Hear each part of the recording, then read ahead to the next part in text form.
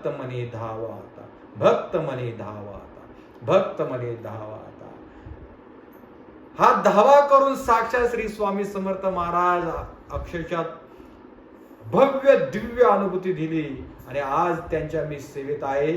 माझ्यासारखं परम भाग्य माझंच आहे. मी परत परत तेच बोलणार, माझ्या अंगावर काटा येतोय बरं का. आजही आत्ताही माझे स्वामी महाराज माझ्या हृदयामध्ये आहे, माझ्या जवळ आहे, कुठेही जात नाही. आणि मला त्यांना माझा मठ सोडून मी कोणाकडेही जात नाही, मी जाणार पण नाही कुठेही. सर्वस्व इथे. मी माझ्या कुळाला जात नाही हो. माझा कुळ माझ्या स्वामींमध्ये पाहतो मी. माझी कुळ स्वामीने माझ्या स्वामींमध्ये पाहतो. माझे नाथ माझे गोरक्षनाथही मी स्वामींमध्ये पाहतो बरं का. कारण स्वामी महाराज काय सांगायचा त्यांचा अनुभव, काय सांगायचा त्यांचा अनुभव, किती सांगावं. बोलतात ना मन भरत नाही हो. एवढी अनुभूती आहे ना, अखेर रात्र पुरणार नाही, अखेर रात्र पुरणार नाही, अनेक दिवस पुरणार नाही. पावला पावलावर या दासाला माझ्या महाराजांनी अनुभवलं.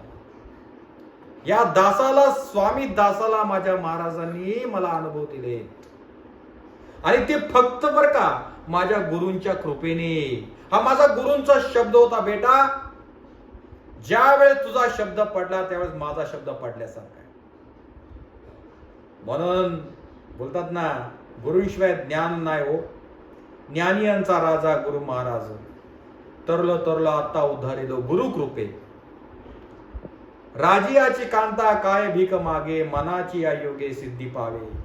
अहो ज्याच्यावर गुरु कृपा झाली ना, कुठं हात पसरायची गरज लागत नाही. स्वतःहून सगळ्या काय घटना घडायला लागतात चांगल्या. ही तर गुरुकृपा असते. आणि त्याच गुरुकृपेने माझा इष्ट देवत माझ्या जवळ आला. माझे गुरु दत्त महाराजांचे बोलतात ना दिव्य अनुभूती येते, खेळ नाहीये. संसारामध्येच आहे. संसारामध्ये पण संन्यासापेक्षाही श्रेष्ठ ठरतो बरं का संसारिक जो अधिकारी आहे तो. असं समजू नका जो संन्यासी आहे त्यालाच मोक्ष प्राप्त होतो, त्यालाच मुक्ती प्राप्त होते. हा भ्रम आहे तुमचा आमचा. असं काही नाही हो. नाही तर संत तुकाराम महाराज घडले नसते. स्वयं त्यांना वैकुंठातून पुष्पक विमान न्यायला आलं नसतं. अहो प्रपंच करून मुलाबाळांना जन्म देऊन विठ्ठल विठ्ठल करून आज मोक्ष आणि मुक्ती प्राप्त केली. आजही ते भजन करतायत. असे आपले संत होऊन गेलेले. असेही अनेक संत भरपूर आहेत जे प्रपंचात राहून त्यांना मुक्ती आणि मोक्ष प्राप्त झालेला आहे. अहो मोक्ष म्हणजे साक्षात श्री स्वामी समर्थ महाराजच प्राप्त होतात. वेगळं काय नसतं त्याच्यामध्ये. फक्त अनन्य भावाने सेवा करायची. काही मनामध्ये तीळ मात्र संशय आणायचा नाही. तर्क वितर्क कुठलाही आणायचा नाही.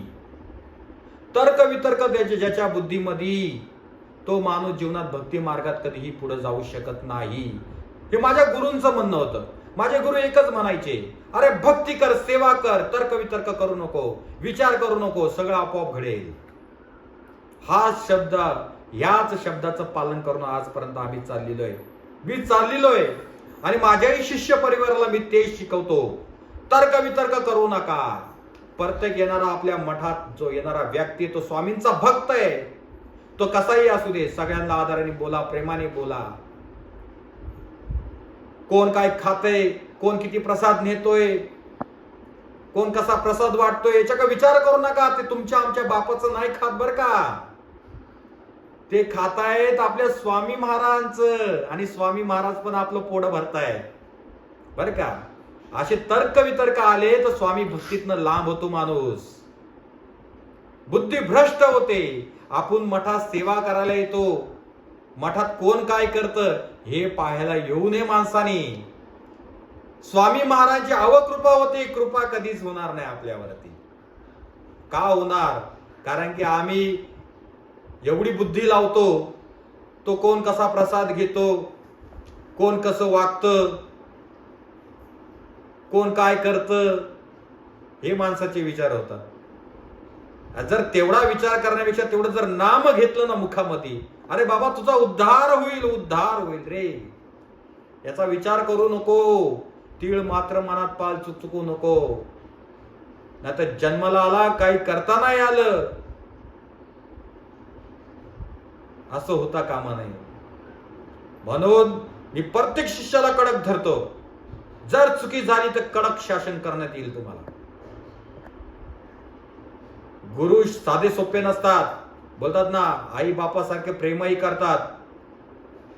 काही आई बाप मुलांचे जे लबाड लाड आहेत ते पूर्ण करतात. पण काही आई वडील एवढे स्ट्रिक्ट असतात तर मुलाला संस्कार चांगले करतात. तसे गुरु असतात. काही लबाड पण गुरु, लबाड साधू संत अनेक भोंदू निर्माण आहेत. आपटेच्या पानांसारखी दीक्षा वाटतायत पण त्याचा काही उपयोग नाही. माझं तत्व सगळ्यांपेक्षा वेगळं आहे. ना कोणाचा मोठेपणा, ना कोणाची स्तुती, मग राव असू ना रंक असू या कोणीही असू दे, माझ्या नजरेत सगळे सेम आहेत. माझ्या शिष्य परिवाराला सांगितलंय, तर्क वितर्क करायचं नाही. परत येणारा मठात व्यक्ती त्याच्यासाठी आदरानेच बोलायचं, प्रेमानेच बोलायचं, प्रेमानेच समजून सांगायचं. मी नसलो तरीही कोणी उद्धट सारखं वागलं तर त्याला मठात थारा नाही म्हणजे नाही, एवढं लक्षात ठेवायचं. आणि गुरूंच्या आज्ञेच्या पलीकडे गेला त्याला शिष्य म्हटलं गेलेलं नाहीये. जो गुरूंचा आदर करतो तो शिष्य, जो गुरुचा अनादर करतो त्याला शिष्य मानलं गेलेलं नाहीये. आणि तो जास्त काळ मठात पण टिकू शकत नाही. असे लबाड शिष्य अनेक येतात, अनेक येऊन निघून पण जातात. पण ज्याचं पूर्व पुण्य आहे, ज्याची पूर्व भक्ती आहे, ज्याच्या आई वडिलांची पूर्व पुण्याई आहे, ज्याचा पूर्वांचा आशीर्वाद त्याच्या मागे, गुरु कृपा अनेक जन्मांपासून आहे, इष्ट देवताची कृपा आहे, तोच व्यक्ती गुरु सानिध्यात टिकू शकतो. अन्यथा टिकू शकत नाही. त्याच्या मनामध्ये तर्क वितर्क येणार म्हणजे येणारच. आणि मग तो विनाशाच्या मार्गाकडे धावायला लागतो. परत गळ्यातली माळ काढून खुंटीला अडकवतो. मांस, मच्छी, अंडी, दारू, विचार वाईट सगळ्या गोष्टी करायला लागतो. निंदा करायला लागतो. गुरूंची पण निंदा करायला लागतो. अनेक लोकांची निंदा करायला लागतो. मग त्याला नरक प्राप्ती होते. हे ब्रह्मपुराणामध्ये लिहिलेलं आहे बरं का. म्हणून सर्वात श्रेष्ठ गुरु मानले गेलेले आहेत.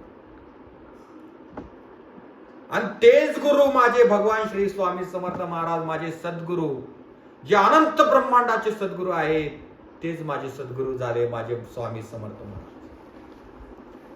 म्हणून त्यांच्या कृपेने एवढा बोलतोय ना, ही त्यांचीच कृपा आहे. अन्यथा माझ्यात काही सामर्थ्य नाही हो. माझ्यात काही सामर्थ्य नाहीये. मी नाथ संप्रदाय आहे. नाथ संप्रदायामध्ये तंत्र मंत्र अनेक काही गोष्टी माझ्या गुरूंनी मला शिकवल्या, पण त्याचा वापर नाही केला हो. आम्ही कधी वापर नाही केला. माझ्या स्वामींनी मला एकच सांगितलं, माझ्या गुरूंनी एकच सांगितलं, बेटा याचा वापर नको करू. तू फक्त स्वामी भक्तीमध्ये राहा, स्वामी सेवा कर, लोकांना सेवा दे, तंत्रमंत्रात अडकू नकोस. आता गुरूंचा शब्द तर आम्ही टाळू शकत नाही. गुरु म्हणजे साक्षात मूळ ब्रह्म. तुम्ही मानव देहामध्ये पाहता हो. गुरूंना व्यक्ती म्हणून पाहू नका. गुरूंना एक तत्व म्हणून पहा, एक ब्रह्म म्हणून पहा, तरच तुम्हाला गुरु कळतील. अन्यथा गुरु कळणार नाही. मानव देहामध्ये आहेत. मानव देहामध्ये अनेक क्रिया कराव्या लागतात. तेही प्रपंचिक आहेत. त्यांनाही त्रास होतो. मानव देह स्थूल शरीर आहे, नाशवंत देह, त्यांनाही त्रास होतो. तसा मलाही त्रास होतो. या जगात कोण अमर नाहीये, सगळ्यांना मृत्यू आहे. म्हणून स्वामी समर्थ महाराजांनी सांगितलेलं आहे, अरे बाबांनो, कर्म करा, चांगली करा, वाईट कर्म करू नका. चांगलं वागा, चांगलं राहा, अन्यथा विनाशाच्या मार्गाकडे जाईल. तुम्हाला मीही वाचू शकत नाही. हे स्वामी महाराजांनी सांगितलंय. म्हणून सर्वात श्रेष्ठ कर्म मानले गेलेले आहेत. नाहीतर तुम्ही मठात आलात म्हणून तुम्ही अमर व्हाल, हा तुमचा भ्रम आहे. मठात काय यावं? आपली विचार करण्याची जी क्षमता आहे ती शुद्ध होते, बुद्धी शुद्ध होते, आचरण शुद्ध होतं, अहंकार निघून जातो, मद निघून जातो, मत्सर निघून जातो आणि लोभ निघून जातो. वासनेवर ताबा येतो आपल्या आणि मानव हा लहानात लहान होऊन राहतो. म्हणून मठात यावं. मठात कशासाठी यावं? मानसिक आत्मिक समाधान मिळण्यासाठी. काय चमत्कार घडतात त्याच्यासाठी येऊ नये. चमत्कारचं काय, माझ्या महाराजांच्या डाव्या अंगठ्याचा खेळ आहे, पायाच्या हाताचा बोलत नाही. असे अनंत ब्रह्मांड अंगठ्या खाली आहेत माझ्या स्वामी समर्थांच्या. आणि हे स्वामी समर्थ महाराजांनी जे या दासाला जवळ घेतलेलं आहे ना, अहो अनेक पूर्वजन्माची पुण्याई आहे. अनेक जन्म माझ्या महाराजांच्या सेवेत झाला असेल, आताही त्यांच्या सेवेत आहे. आणि महाराज माझ्या हातात जे काय तुटकं पुटकं काम आहे ते करून घेत आहेत. हो बघा, कोणीही किती आडवं आलं, कोणीही किती त्रास द्यायचा प्रयत्न केला, तर जे माझ्या इष्ट देवताला, माझ्या स्वामी समर्थांना जे काम करून घ्यायचंय ना, ते करूनच घेणार. तुमचा हा भ्रम डोक्यातनं काढून टाका. जे जे काय वाईट चिंता आहेत, ज्यांच्या डोक्यात वाईट विचार आहेत, काही लोक आहेत आपल्यावर, पण बरीच जळून लोक आहेत. असो, स्वामी महाराजांनी पण त्यांचं भलं करू, त्यांच्यावर दयादृष्टी करू. त्यांची जी मत्सर बुद्धी आहे इतरांबद्दल ती नष्ट करू, आणि सगळ्यांमध्ये त्यांनी चांगल्या दृष्टीने पाहावं आणि त्यांच्यामध्ये सद्भावना उभी राहावं. ही स्वामी चरणी प्रार्थना आहे. आम्ही कोणाचं वाईट करत नाही हो. आम्हाला कोणाची गरज नाहीये. आम्ही बोलू तरी एखाद्याच्या घरावर 12 बैलाचं नांगर फिरेल, सोपं नाहीये. म्हणून आम्हाला शब्द जपून वापरावे लागतात. आम्ही काय इतर रस्त्यावरचे भोंदू साधू नाहीयेत. 100% इंडियन क्रिकेट टीम हारेल या आमची कामं नाही हो. आम्ही फालतू गोष्टींकडे लक्ष पण देत नाही. आम्हाला वेळ कुठे एवढा बघायला. ते मनोरंजन आहे एक फक्त. आम्ही आमचे शब्द पण काढत नाही. आम्ही जास्त करून मौन राहतो. एक तर कोणाला बोलत पण नाही आम्ही. आमच्या गुरुने सांगितलेलं आहे, जेवढं जास्त मौन राहशील तेवढं तुझ्यासाठी चांगलं आहे. पण काही लोक येतात उगाच डोकं खाजवायला, आपलं मुद्दाम म्हणून आपल्याला त्रास करण्यासाठी. मग अशांना बोलतात ना दानवांना, मग काय मानवाची गरज लागत नाही. मग त्यांना बोलतात ना, एक हात में भाला एक हात में माला.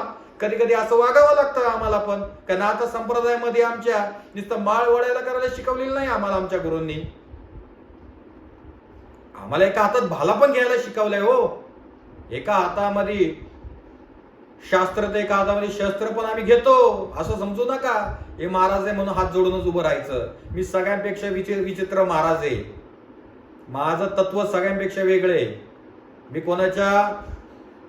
कोणालाही घाबरत नाही. आणि अनेक लोकांनी त्याचा अनुभव पण घेतलेला आहे. जसा भाव तसे माझे विचार, आणि अनेक लोकांना माहिती आहे. आणि हेच माझ्या स्वामींनी सांगितलेलं आहे मला. म्हणून मी प्रत्येकाला सांगतो, बघा सगळ्यांचा आदर करा, पण एखाद्याच्या मानवाच्या आड जर दैत्य येत असेल त्याचे कान उपटायचं पण सामर्थ्य ठेवा. मी माझ्या प्रत्येक शिष्याला पण सांगतो. नाहीतर हे जग आपल्याला जगून देऊ शकत नाही. आणि इतर सर्वसामान्य माणसांना पण मी तेच सांगणार आहे. बघा, एकदा दोनदा माफी करायची एक ताकद असते माणसामध्ये, पण अति झालं तर तिथं माती होते. म्हणून कोणाला क्षमा पण करायचं नाही. एवढं लक्षात ठेवा. जर तुम्ही बोलाल अरे मी घाबरतो, अरे घाबरून तुम्ही राहिलात तर तुमचा गळा अलगद कापतील लोक. आपल्या स्वामी महाराजांनी शिकवलं नाहीये नुसतं हात पसरून देवासमोर उभे राहू नका.